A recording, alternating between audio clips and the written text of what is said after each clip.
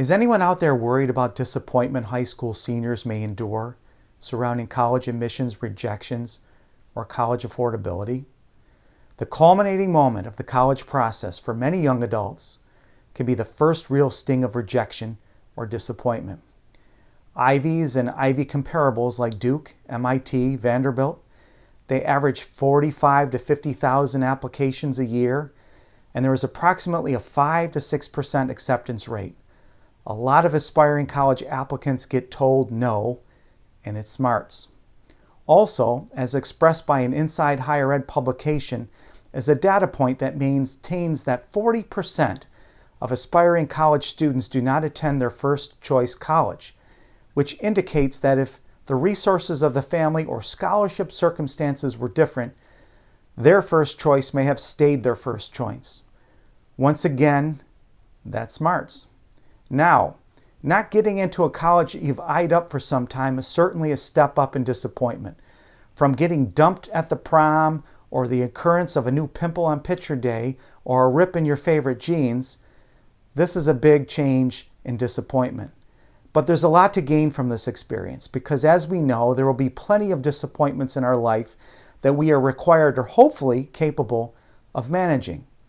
What does some of the research say about this moment and type of disappointment? And as a disclosure, this recording is in no way designed to provide counseling or psychological advice or treatment, as I am not a licensed mental health counseling professional.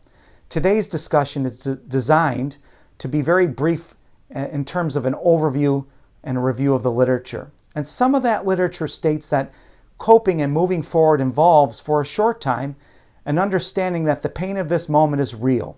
It makes sense that in this moment there is a letdown, and letdowns do not feel great. And the letdown will create a series of what-ifs. You can consider as best you can to try to move forward. Let go of these what-ifs. What if I had submitted a different essay? What if I would have taken the SATs one more time?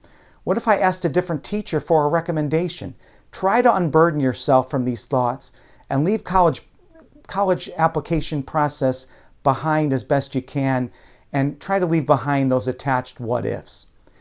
As you move forward, letting go of the what-ifs, consider a mindset that allows you to not take this rejection so personally.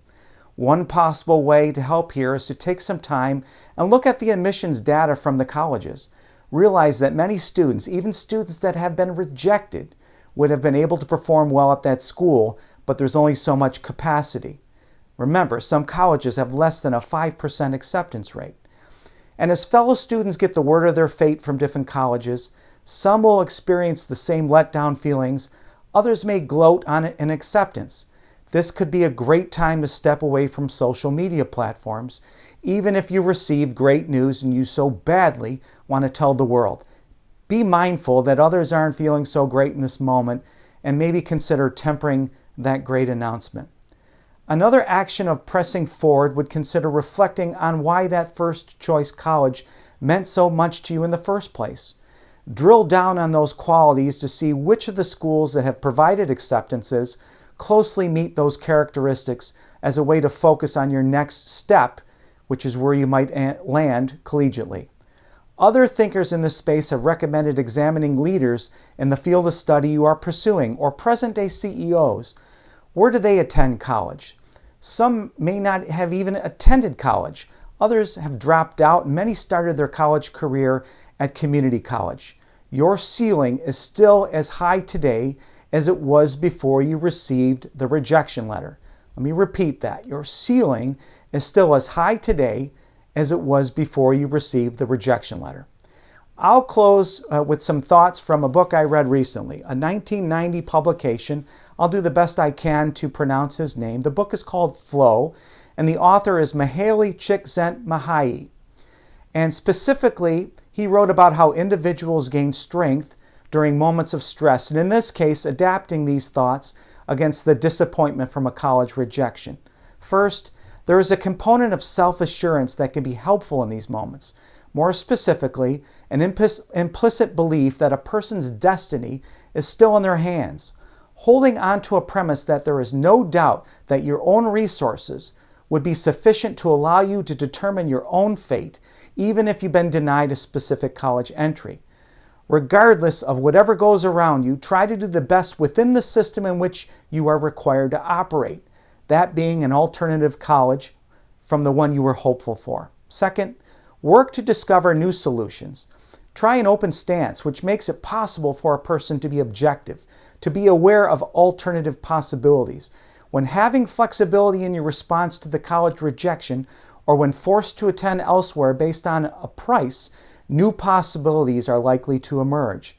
In essence, you can either choose to place attention on obstacles to achieving goals or move them out of the way, because there are many unexpected opportunities. Hopefully, we are not so rigidly fixed in order to make the most of unexpected opportunities that a different college may pose. And last, learning to enjoy the immediate experiences of the day. It's possible to enjoy life even when circumstances are nasty, or in this case, a college rejection or a college that is financially out of reach. Being in control of the mind means that literally anything that happens can be a source of joy, but it requires determination and discipline. If others have thoughts on how to press forward in moments of college application disappointment, please include them in the comments section below. And as always, I thank you for your interest.